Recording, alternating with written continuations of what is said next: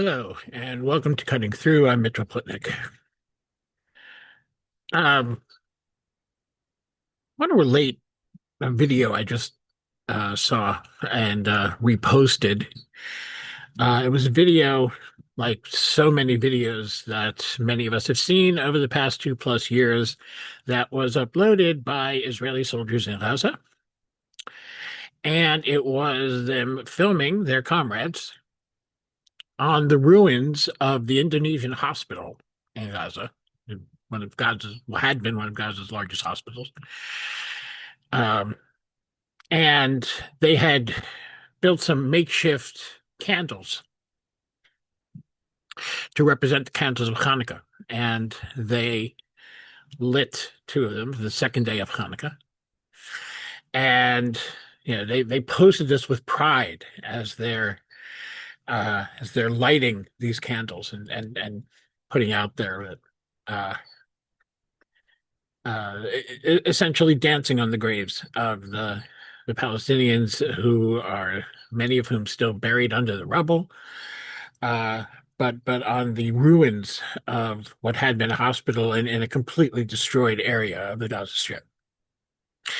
So this is not by any means unique. I see this almost every day. These sorts of videos posted by Israeli soldiers and using Judaism as a way to express their hatred of Palestinians. Let's keep in mind, this was not Hamas. This was not anything other. This was a hospital. It was not even one that was accused of being a so-called Hamas headquarters or any of that nonsense. Um, Simply a hospital that had been destroyed. And they're dancing on the grave of that hospital. And these things happen all the time, that and they're using the symbols of Judaism. They're using a Jewish holiday uh, to express their hate, to express their racism, to express their murderous energies. And I think what's important is that this is not isolated. As I said, I see these every day. And the Israeli army, the Israeli government has done nothing whatsoever um, to stop soldiers from doing these things, or even to stop them from sharing these videos. Occasionally, one has caused a bit of a stir, and there's been some sort of response. But Israel could obviously, these are their own soldiers. They could obviously easily stop this, and they don't. That's a choice. And it's not an accidental choice. It's not a careless choice. It's not an indifferent choice. It is a choice to intentionally blur Judaism, not just with Zionism, but with specific war crimes and hateful behavior. It's not meant to send the message that Judaism and Zionism are the same thing, although it does that, and that is untrue. It is literally meant to foment anti-Semitism. It is meant to split the world into two groups. Those who say, we love the Jews and so we love this, which is not loving Jews at all. And those who say, we find this sort of thing abhorrent, and that includes many Jews, including some people who would certainly call themselves Zionists. Um, this is the sort of cynicism that I think we're fighting against. And when we ask ourselves, why is there no solution? Why is there no end to the violence, not only in Israel and Palestine, but in many places around the world? This is why. This is exactly why. Because we allow ourselves to be divided into those two camps, and we allow ourselves to identify with hate and anger. And that, in the end, is what foments all of this. This can't be separated, of course. This idea, I don't mean this specific incident, this idea can't be separated from the horrifying attack and, at Bondi Beach in Australia over the weekend. That at this point, to my knowledge, has caused the deaths of 16 people, something like 40 injured. Um, And I'm seeing a lot of back and forth on the internet. There's, some idiots claiming this to have been a false flag. It was not a false flag. And the responses, the attempts to politicize this, and these are the small ones. This is on the paranoid conspiracy theory anti-Zionist side. That's minor. But even there, I mean, you turn by pursuing these ridiculous, unfounded theories. You open yourself up. You look at images created by artificial intelligence, and you think they're true. You don't even critically examine them. One example: there is a pro-Israel demagogue, one of the worst trolls on the internet, whose name is Arsen Ostrovsky, and he was injured. His bullet grazed his head during this attack. And there were all sorts of AI images of him supposedly undergoing makeup to fake his injuries. This is nonsense. Okay. The problem is that once you start on that road, it's very, very hard to then try and challenge. And let me be clear. I hope he has a full recovery, and in no way do his political activities mean that he deserves to be shot, even grazed. But when you see him, he likes to call himself a human rights lawyer. When that's reported uncritically in the press, and you try and point out that ain't what he is. Okay, he is an advocate for some of the worst war crimes in the world. Well, it's kind of hard to do that when other people are at the same time claiming that his injury, and it was an injury suffered in an anti-Semitic attack, and in this injury was not suffered by him because of any of his politics or any of his activities. They were suffered by him because he's Jewish and went to a Jewish gathering, and that is not acceptable by any means on any level. That is as bad as anything you want to name. You moot that argument. You raise him up with these nonsensical theories. We see the other side that's much more important, though. And the other side is, things like the New York Times publishing drivel by Bret Stephens saying Bondi Beach is what happened, is what what does he call it? Bondi Beach is what globalized the Intifada looks like. No, it's not. Let me be really, really clear. No, it's not. Okay, I know I personally don't use that phrase. I know a lot of people who do, and one of them means that. And one of them means, when they use that phrase, means go shoot Jews at random. Not one. Not a one of them doesn't find that interpretation of it appalling, and not a one of them knows anyone who believes that. The people who believe that that's what it means are people like Bret Stephens. They're the only ones who believe that. Okay. If you don't want to go quite as far right as Bret Stephens, you can go to David Frum, who's more of the the the never Trump type neocon, a little less right wing, I guess, than Bret Stephens, I suppose, for whatever that's worth. In the Atlantic, he writes the Intifada comes to Bondi Beach. This is nonsense. This is nonsense. Okay, it is absolute nonsense. Now, this is not to say that these two shooters were not probably, we don't know, we haven't actually heard from them yet, but they were probably motivated by the genocide in Gaza. They were probably motivated by Israel's crimes in general. There was a time when people started to understand, and this is going back. Many of you who are younger may not even remember this, but in the wake of the 9/11 attacks, people started to understand that American support for Israel and Israel's treatment of the Palestinians were absolute gold mines as recruiting tools for, at the time, the group that everyone was worried about was Al Qaeda. Of course, these are the things that bring people into those groups. Those groups use the plight of the Palestinians to radicalize people and to bring them in. Today, it's the Islamic State that does the same thing. The way to put out that fire is to deprive that fire of its fuel. In other words, give Palestinians their freedom and their equal rights and the reparations that they are due. Deal with this question fairly. deal with this question with truth and with justice. We don't want to do that because it doesn't come out well, not for Israel, but for pretty much the entire Western world. Does not that road doesn't end well, so no one wants to do it.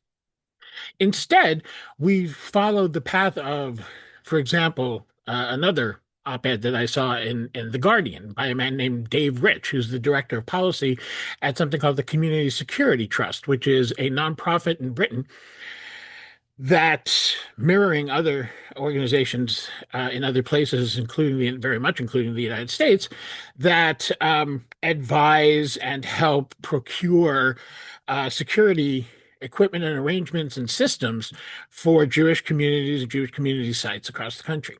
This is their answer: more security, more weapons, more shielding, more of all these things, but never change policy. Never ask yourself, how can we just choke this off at the source? Because for all, and I just finished, publishing a piece that talks about how, yes, anti-Semitism and anti-Zionism are two very different things. Judaism and Zionism are very different things, but we cannot, as we many on the progressive left like to do, pretend that there's a complete discrete separation between the two. I'll get into the idea that Zionism feeds anti-Semitism in a little bit, which is certainly true. But also, especially now that the heat has been so turned up over the genocide in Gaza, and people have seen these images of what Israel is doing, these horrifying images of what Israel is doing, and in a ceasefire continues to do through different means, or at least at different rates, to the people of Gaza, people get enraged and angry. And that can sometimes turn into hate, and sometimes that hate turns into violence. It's remarkable how rarely that actually does happen, but it does happen. And of course, now it's happening more frequently. So when Jews complain, well, I feel like there's so much more anti-Semitism since October 7th, that's not untrue. There's a lot more anger. There's a lot more rage at the Jewish community. And unfortunately, some people take that and expand it to all Jews. Look, after I published that piece, I got an email from one idiot who basically made the case of, well, the Jews asked for it. It's not, he said, well, this is horrible. Yes, but the Jews deserve it because of everything that's happening in Gaza. I didn't frankly bother answering that kind of hate, just block the person. But that is a line of thought that's out there. It's sick and it's wrong. And it's racist, and it betrays a basic anti-Semitism as well, because I think the only way, although there's a cold logic to that, the only way you get there is by being anti-Semitic in the first place. But we can't deny that the actions in Gaza do raise people's rage levels a lot. They raise the anger levels of people who are Jewish and who have people they care about in Israel and Palestine, including myself. But these people, like David Frum, like Brett Stevens, and like Dave Rich, exploit that. And we haven't even gotten to the politicians and the way Israeli leaders immediately jumped to exploit the murder of over a dozen Jews.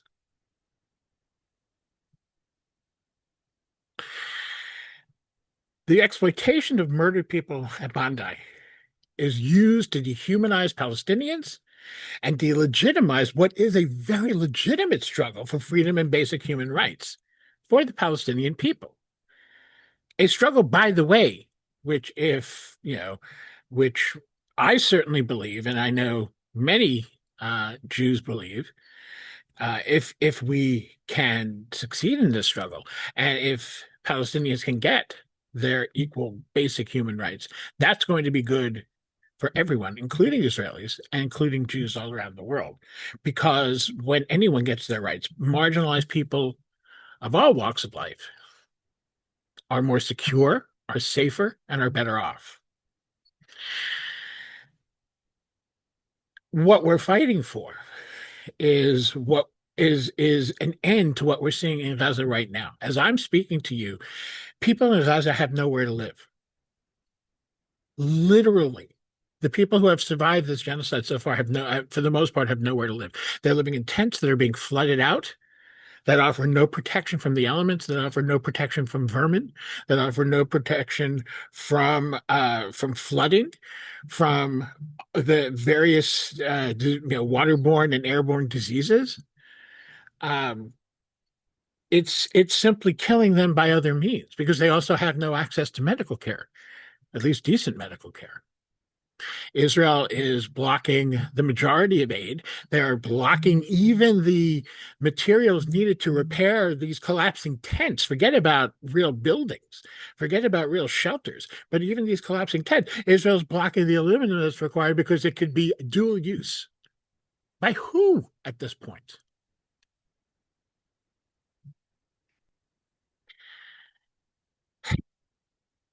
Uh, we are seeing in the response to the Bondi massacre, we saw immediately Benjamin Netanyahu first make a fool of himself by calling Ahmed, who was the hero who disarmed one of the shooters at Bondi.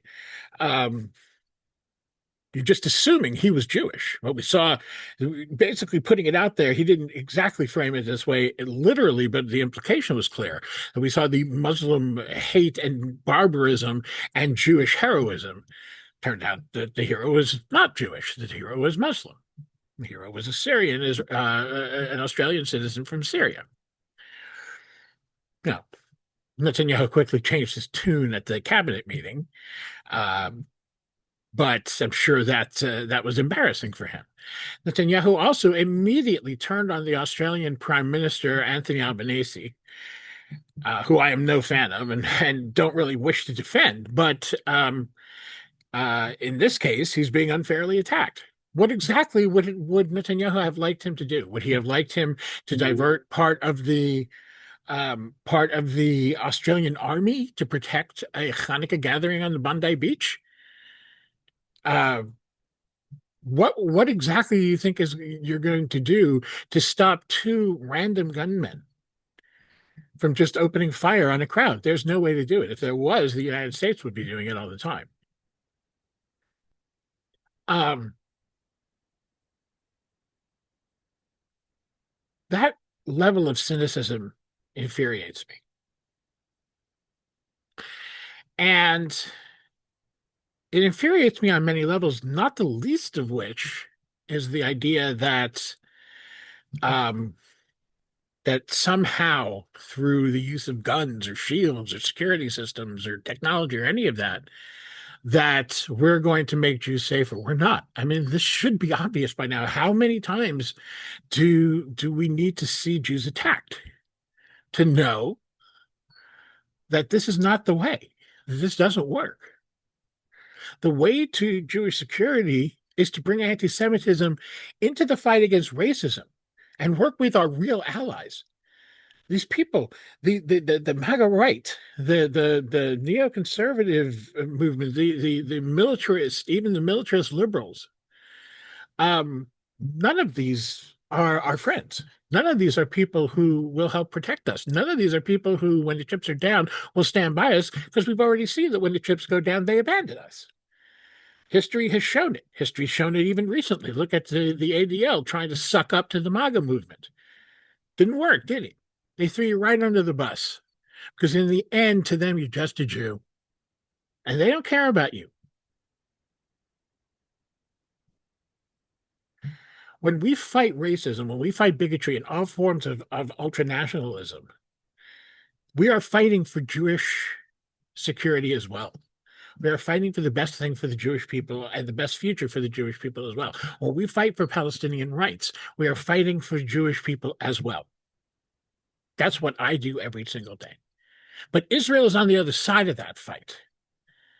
Okay. All forces who want to treat anti-Semitism as somehow special and unique and separate from all the other bigotries, and you can fight anti-Semitism without fighting any of those people are not interested in Jewish security. They are not interested in Jewish safety.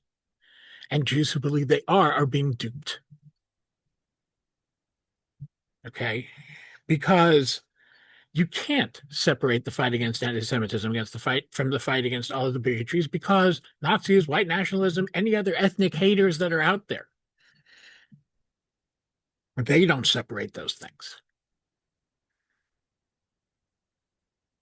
And I think we need to be mindful of who our allies are and who our friends are. And more than that, we need to be mindful of principle. The idea that we can fight anti-Semitism by oppressing Palestinians or by ignoring the oppression by our fellow Jews of Palestinians is absurd. It can't happen. These two things do not go together. They don't. You have to make a choice. You either live in a world that hates Jews and just get used to it and ride that wave as best you can, which is basically what the Jewish right and Israel itself have been doing, or you abandon that and you work with other communities to stop all of the oppression. And you don't work with communities. Sometimes some more liberal Jews try to avoid dealing with the question of Israel by working with other communities sort of on condition that we just don't talk about Palestine. It doesn't work that way in the end. That can't last. Eventually that falls apart because it's not built on principle.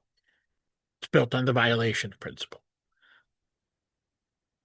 And having said all that, I think it is still important that we guard against anti-Zionism becoming its own form of hate. There must be a principled stand against Zionism as a political ideology and what that has done to the Jewish people. But I think it doesn't hurt to recognize that many people who buy into Israel's propaganda, many people who may consider themselves Zionists or pro-Israel or whatever phrase you want to use, many of those people, I mean, I've spoken to so many of them, they are ignorant of history. They are ignorant of who the Palestinian people are. They are ignorant of the history of the land of Palestine and of Israel's actions. And those two things, I think, are really important. The land of Palestine has been the home of many, many peoples. And the Palestinians of today are the descendants of many ancient nations, including Hebrews and the Bnei Israel and later on, yes, early Jews, including some Jews who remained in some sense cloistered and um, uh, of a separate sort of identity, but living with their neighbors at peace for many years. We know this. I mean, this is history, but people don't know this history. People don't know that even in biblical times there were many nations living in that land. Um, maybe they didn't read the Book of Ruth. I don't know, but that is the history of Palestine. It is a diverse history, and um, the point, I guess, is that many people who believe in the Israeli narrative simply don't know actual history and how badly the Israeli narrative has warped not only the history of the land of Palestine, not only the history of really of the world, but of Jewish history as well, and the history of Judaism has been radically altered. I mean, as an undergrad, I did a whole paper on this. Um, and it's only become clear to me since then. And you can see how this works. Like, look right now, people are talking about how Trump is upset that he's upset with Netanyahu for having violated the ceasefire by killing a Hamas leader over the weekend. Um, and it's being discussed like, oh my God, Israel has violated the ceasefire. It's discussed by the U.S. government of we're looking at this as a violation of the ceasefire. This is about the 800th violation of the ceasefire that's been documented that Israel has done. Israel has never adhered to the ceasefire, not for a day, not for a minute.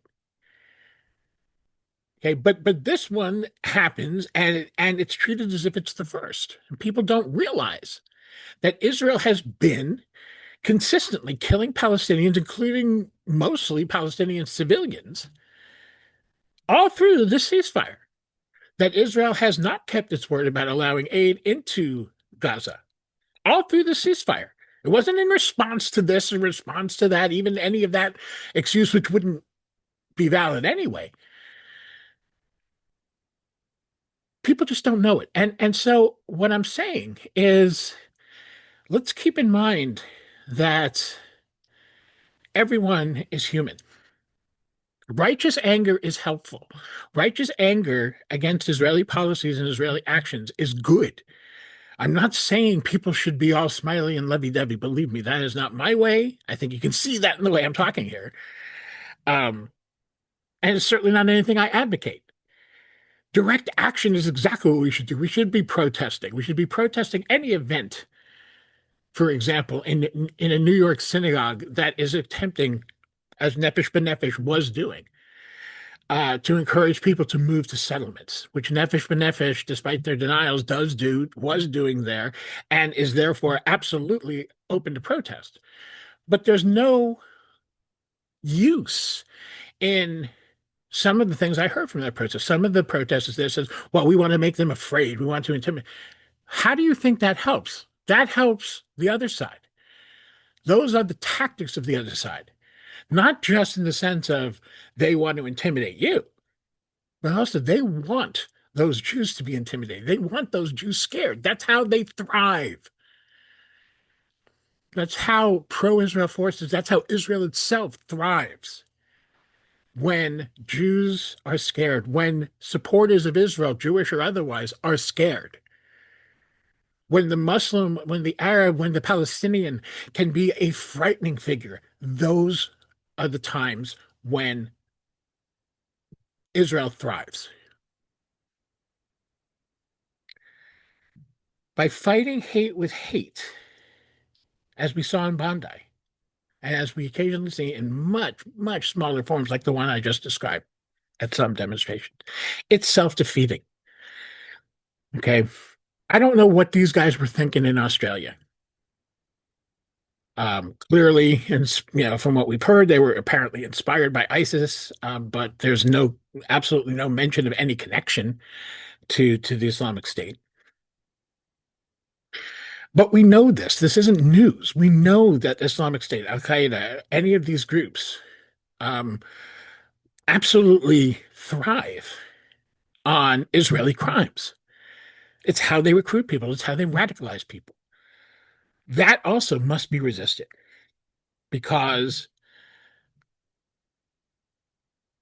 by reacting in a violent, even if it's just verbal violence, way to Israel's crimes, we serve the pro-Israel agenda. And I don't think we're trying to do that. Obviously, an action like the one at Bondi goes well beyond that. We're talking about pure murder here. We're talking about pure hate. Um, and whether it had anything to do with Israel or not, it's a crime beyond measure. Okay, shooting unarmed civilian people, whether you like them or not, is a crime that is unforgivable, inexcusable, and barbaric. And it's a crime that Israel's guilty of every day. And so people get angry, but we have to channel that anger in a good way. It's a really, really important. And I think what we're seeing, the fallout from Bondi, only serves to reinforce that. We have two forces that are struggling here. One force is that of unity of humanity, universal rights, and supporting one another in the search for a more just and egalitarian world. That side speaks to the rights of Palestinians being equal to the rights of everybody else in the world. The other side feeds on hate, anger, rage, and murder. Those are the two sides in the fight. If you get in the fight, you're on one side or the other. Um, and I am going to suggest that the 1 or 2% of people who think they're supporting Palestine, but are actually on the other side, come join us. Because that 1 or 2% can actually are actually so incredibly useful to people who they don't even realize they're helping. And that is the side of nationalism, bigotry, and hate. So if you found this useful, please like, share, and subscribe. Um, there's information on your screen now about how you can support this work. And thanks a lot, and I will talk to you soon.